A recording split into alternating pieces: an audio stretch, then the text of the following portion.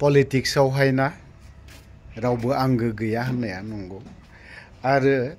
नैबे हिरा सरनियानि मोननैसो video footage ना बिथाङा मा बुंदोंमोन दाखालि मोनसे गिदिर जथुमा जानानै थांबाय हिरा सरनियानि जायखौ बुङो जिएसपि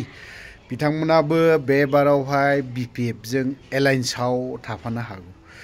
खारन थांनाय बाराव जिएसपि निफ्राय सासे इएम दङमोन एग्रिकालचार डिपार्टमेन्टआवनो बिथांखौ मा जाहोननि थाखाय बिबानाखौ थाबनो बोख्लायनानै होखो दा एग्रिकालचारा सोरनि आखायाव दङथाय एसे फोरमायहर दे एग्रिकालचार डिपार्टमेन्टखौ मोनथिनायावथ' ओरैनो दङ बा सोरबा सासेनावसो दंहोयो दा बिनि बे डिपार्टमेन्टखौ एग्रिकालचारखौ डाइरेक्टनो सानजारांनो होब्लाबो एसे मोजां जागौमोन इउपिपिएल ना बे आरो बाथ्राया जेखियानो जादोला हिरा सरनियानि 3 मिनिट मोनसे भिडिअ भिजुएल फिसानो दिनैसो बा मैयानो सफैदोंमोन आं हगारनो हायाखै माखासे समनि थाखाय लोगोसे बिक्रम दैमारिखौ सिनायि होननानै बुंनायाव बिथाङा फिन जाथाय होफिनदों खाम्फा बरगयारिनि सायाव आरो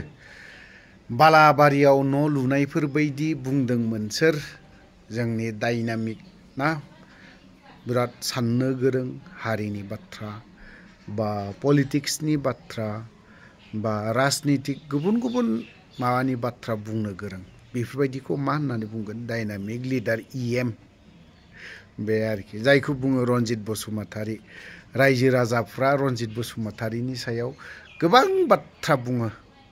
जों खोनायो नाथायबा ससियेल मिडियायाव ओंखारा रनजित बसुमतारीनि सायाव गावनि बियाबनिनो उसुं खाथि खाला मानसिफ्रानो गोबां बाथ्रा बुङो नाथायबा जों बेखौ फोसावा आरो रावाबो मोजां राव गवा जाय बाथ्राखौ जों होजाया इएम जानो हागौ गुबुन दोलोनि जानो हागौ नाथायबा लेंगुवेजफोरा मोजां ओंखारा बिनि सायाव ओरैबायदि गाज्रि ओंखारो साननो हागौ जों बे अफ्रिया इउपिपिएलनि नङिखाय बा गुबुन दोलोनि जानानै बाथ्रा बुंनायखाय बियो बेखिनि बाथ्राखौ बुंनो हागौ बुंगोन बिनि गोसोखौ दुरबल खालामनो थाखाय बिदि नाथायबा बे नङा जोंबो दुखु मोनो खोनायोब्ला हाजार हक रनजित बसुमतारीयाबो सानसे समाव हाथियार दैदोंमोन गावनि फेमिलि गथ' गथाय बिसि फिसा बेफोरखौ नागारनानै सानसे समाव हाग्रायाव हाबहैदोंमोन सिलाय लाहैदोंमोन दै हैदोंमोन नांदोंमोन दावहा इन्डिया गभर्नमेन्टजों मोनसे बर' रायजो राजानिखौ उदां खालामनो थाखाय नङा होनबा नाथायबा बियो आनसाक्सेस जादों एनडिएफबिनिया बेखौ गिदिर बाथ्रा बुंना लानांगोन जेसेबां फेक्सन जानायानो जा खोथाया जाहैबाय मा दाना जोंबो दुखु मोनफायो आरोखि रनजित बसुमतारीखौ जुदि सोरबाया गाज्रि वर्ड गाज्रि सोदोब गाज्रि लेंगुवेजखौ जोंबो खोनायो नाथायबा ससियेल मिडियायाव ओंखाराखै मुखे जोङो मालाबा खोनायावनो थांज्रोम हाबो बाथ्राया जाहैबाय मा बालागोरानाव न' लुनायनि बिपिएफआ नैबे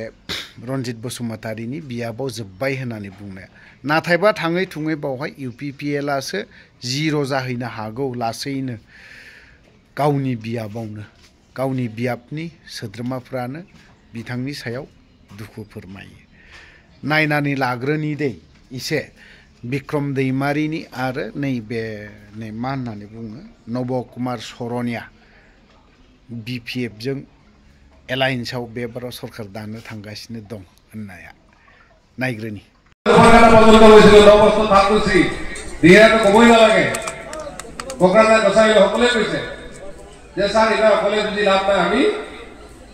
বিশেষকে বিপিএফৰ লগত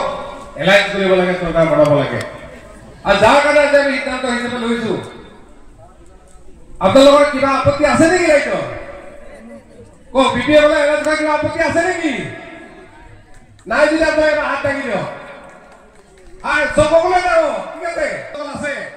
নহ'লে ক'ব কোনোবা ঘৰচান দাস কোনোবা নৱহৰণে সিদ্ধান্ত ল'লে কোনোবা আব্দুল দত্তে সিদ্ধান্ত ল'লে কাৰণ আমাৰ মাজতে কিছুমান আছে তেওঁলোকে কিন্তু ৰাজনৈতিক সিদ্ধান্তবিলাকৰ ক্ষেত্ৰত কেৱল আপুনি মই কোনো নহয় আমি যিটো ৰাজ্যৰ কাৰণে ভাল পথ সেইটোৱে ল'ব লাগিব মই কৈছোৱে যে আমি এতিয়া বন্ধক ধৰিব নোৱাৰো আমি ৰাজপথত যুঁজিব নোৱাৰো আমি ঘৰৰ কাম এৰি আন্দোলন কৰিব যাব নোৱাৰো কিন্তু আমি যদি এটা ভোট দি সিদ্ধান্তবিলাক বদলাব পাৰো আমি কেলেই নকৰো সেইকাৰণে আমি বিপিএফ কি বুলি ক'লে যে বিটিচিৰ শান্তিৰ বাট কটীয়া অৰ্থাৎ বিটিচি একত কৰাৰ পিছত হয় তেওঁলোকৰ পাৰ্টি কিছুমান বেয়া থাকিব ভুল কৰিব পাৰে কিন্তু আজিৰ দিনত আমি যেনেকে নৱসংবিধান লৈ আপোনালোকে এটা আশা কৰিছিল যে বিটিচি শান্তি প্ৰতিষ্ঠা হ'ব একেধৰণে বড়ো ৰাজ্যও ভাবিছিল যে বিটিচি একতৰ জৰিয়তে বিটিচি শান্তি হওক সম্প্ৰীতি হওক উন্নয়ন হওক গতিকে আজি বিপিএফ আৰু জিএছটি লগ লগাৰ লগে লগে এই বিটিচিত স্থায়ী শান্তি প্ৰতিষ্ঠাই কৰাই নহয় আমি ৰাজনৈতিক দল হিচাপে এটা আঞ্চলিক দল হিচাপে আমি গোটেই অসমলৈ প্ৰতিষ্ঠা হোৱাৰ সম্ভাৱনা আছে আৰু একেধৰণে আপোনালোকৰ নিচিনাকে ইউপি বিহাৰ ছত্তীশগড় মধ্যপ্ৰদেশ গুজৰাট মহাৰাষ্ট্ৰ কাশ্মীৰ পৰা আদি কৰি তেওঁলোকৰ ৰাজ্যৰ এনেকুৱা ধৰণৰ কিছু সমস্যা আছে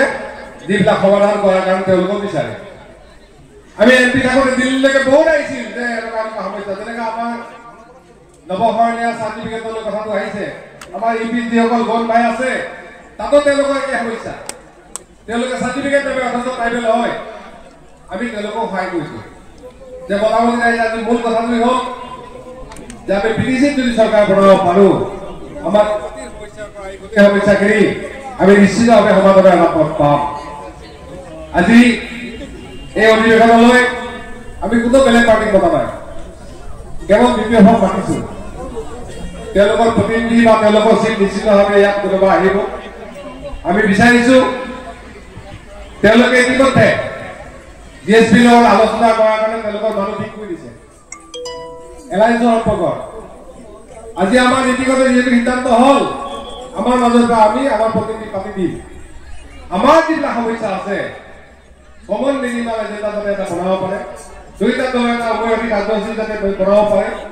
তাৰপিছত চিট শ্বেয়াৰিঙৰ পৰা আৰম্ভ কৰি বিজিডিচি চেয়াৰমেন মেম্বাৰলৈকে এই সকলোবিলাক ভাগ বতৰালৈ আলোচনা হ'ব তাৰপিছত সিদ্ধান্ত হ'ব কিন্তু এটা কথা আমি আজি নিশ্চিতভাৱে ক'ব পাৰোঁ যে এইবাৰ এলায়েন্স হ'ব এইবাৰ এলায়েন্সত আমি চৰকাৰ বনাম আজি আমি বিভিন্ন জাতীয় দল সকলকো আমি অনুৰোধ জনাইছিলোঁ সভা হোৱাৰ কাৰণ তেওঁলোকৰ কিছু আহিছে বা কিছুমানে होमबा बिथांखौ आं सिनायो बिथाङा आंखौ सिनाया जानो हागौ नाथाय बिथांखौ आं सिनायो बिथाङा सासे बिटिसि सोरजिग्रा बिटिसिखौ एकर्ड खालामग्रा सासे व्यक्ति मानगोनां बिथांमोनानो जादों हाग्रामा महिलारिजों थाफानानै बिथाङा दिनै गावनि न' खाथियावनो मोनसे बिराद गिदिर बर' हारिनि बिटिसि सोरजिनायनि उनाव एसेम्ब्लि बिथांमोना बानायदों बिटिसि सेक्रेटारिखौ बिथांमोनानो बानायदों नाथाय बिब्दिहाय बयबो खाम्फा बरगयारी सारखौ सिनायनाय हिसाबै दिनै आंहा खाम्फा बरगयारी सारजों सिनाय जानांगौनि जेबो गैया दिनै आं बुङो जे खाम्फा बरगयारी सारा बिक्रम दैमारिखौ आं सिनाया होननाय बाथ्राया गिदिर बाथ्रा नङा नाथाय बेसो गिदिर बाथ्रा जे चिरां 14 चिरां दुवारनि रायजो राजाया खाम्फा बरगयारी बिथांखौ सिनायनायासो गिदिर बाथ्रा नङा होमबा बिक्रम दैमारिया बिपिएफनि दैदेनगिरि नङा बिपिएफनि सदस्य नङा होननाय बाथ्राया गिदिर बाथ्रा नङा नाथाय क'क्राझार लकसभानि जे रायजो राजाफ्रा खाम्फा बरगयारी सारखौ सिनायाखैसै बेसो गिदिर बाथ्रा दा बिनिखाय आं दिनै बेखौनो बुंनो सानो जे हाग्रामा महिलारि बिथांमोन बायदि दैदेनगिरिखौनो बिथाङा सिनायाखैसैब्ला बिक्रम दैमारिखौ सिनायनांगौनि आंहा खाम्फा बरगयारी सारजों मा दं नङा रे जेबो गैया दिनै हाग्रामा महिलारि सार बिथांनि दैदेननायजोंनो बिथांनि लिडारशिपआवनो बिथाङा एमसिएलए जाबाय बिथांखौनो दिनै सिनायाखैसै दिनै बिक्रम दैमारिखौ सिनायनांगौ मा दं हाग्रामा महिलारि बिथांनि दैदेननायावनो बिथाङा इएम जाबाय दिनै बिक्रम दैमारिखौ सिनायनांगौ मा दं हाग्रामा महिलारिखौ सिनायाखैसै हाग्रामा महिलारि जाय बिथांनि दैदेननायावनो लिडारशिपआवनो बिथाङा डिपुटि चिफ जाबाय बिथांखौनो बावगारायब्ला बिक्रम दैमारिखौ सिनायनांगौ आंहा मा दं बेनिखायनो आं बुङो बिथाङा डिप्रेसनाव दङ दुखुआव दङ होनना जों मिथियो आरो बिथाङा मोनसे गोथौ हाखराव दङ जाय हाखरा खोमसि बेयाव रावखौबो सिनायनाय जाया जायखौ बुंदों नोरोग बिथाङा बुंदोंमोन जे गावनो बुंनाय खोथाखौसो आं बुंदों आं बानायनाय खोथा बुङाखै जे बिटिआर एकर्ड दालायनो नोरोग आरो बिटिसि एकर्डा सोरगो अब्ला बिथाङा नोरोगाव थानाय एसेबां मोनदांलायनाय खोमसियाव बिक्रम दैमारिखौ बोरै सिनायनो आरो आंहा बिदि सिनाय जानांगौनिबो जेबो गैया बेनिखायनो आं खावलायदों प्रमद बर' बिथांनि सरकाराव हाग्रामा महिलारिनानि जेसेबां गिदिर लिडारानो जाया मानो खाम्फा बरगयारी सारनिख्रुइ जेसेबां गिदिर मोजां लिडारानो थाया मानो प्रमद बर' बिथांनि राजनितिकनि बिथायानो बालाहामानि सायावसो लुजानाय सानजानि जा खोला खनानिफ्राय बारा फैब्लासो प्रमद बर' बिथांनियाव नांफैयो खोलानिफ्राय टेलिफन हरनानै प्रमद बर'खौ रायज्लायहरबासो फाइलफ्रा सुयै जायो अब्ला सोर लिडारा दिनै प्रमद बर' बिथांनि राजनितिकआव थांना मोजां खामानि मावनो हानो नंना नङा दा बिनिखायनो बेयाव देयार इज नाथिं जेबो गैया साननैसोनि उनाव प्रमद बर'नि सेहेरायानो जा बिथांनि दैदेननाय गभर्नमेन्टआनो जा मा जानो थांगासिनो जों बेखौ आरो बुंला दिनै बेसेखौनो बुंनानै फोजोबबाय जोंहा बिपिएफ दला गोख्रों लिडार जागोन आं रायजो हिसाबै बिब्दिगत रायजो हिसाबै जेबो बिबान गैयाब्लाबो आं दिनै बिपिएफखौ समर्थन खालामदों बिनि अनगा बुंनो आंहा जेबो गैया सोर खालामदोंमोन थार्ड पार्टिखौ बाहायनानै बिथाङा सोरखौ लानानै गन्दगल खालामदोंमोन नङा होमबा बेसे गिदिर खौरां जे बिथाङा सोरखौबा लानानै गन्दगल खालामदोंमोन दाथ' सान्ति बाव बुंनाय बायदि सान्ति गन्दगलखौ रावबो खालामाखै दा हाग्रामा महिलारि बिथाङा जेब्ला गभर्नमेन्ट खालामफिनगोन अब्ला बिथाङा ओरै थांनानै सोरखौबा थुनज्लायनानैबाबो सिगाङाव जेरै दानथारलायनाय बुथारलायनाय अहिंसा हुज्रि खावनाय जादोंमोन बे एखे लाइनखौनो बिथाङा लाबावनो हागौ बिनिखायनो हाग्रामा महिलारि फैबोला बिथाङा सरकार खालामबा असान्ति जाफिनगोन होननायनि मानियानो जाहैबाय जों आन्दलन खालामफिनगोन होननाय जाबायब्रा मिथिबाय प्रमद बर' सारा जों आन्दलन खालामफिनगोन आरो आंजों थाफाय किसुमान टिमा गिदिर गिदिर खामानिफोरखौ मावनानै असान्ति खालामनाय जागोन नों जुदि गभर्नमेन्ट खालामफिनोबा होननाय जाबायब्रा नङा होमबा बेसो थेंक इउ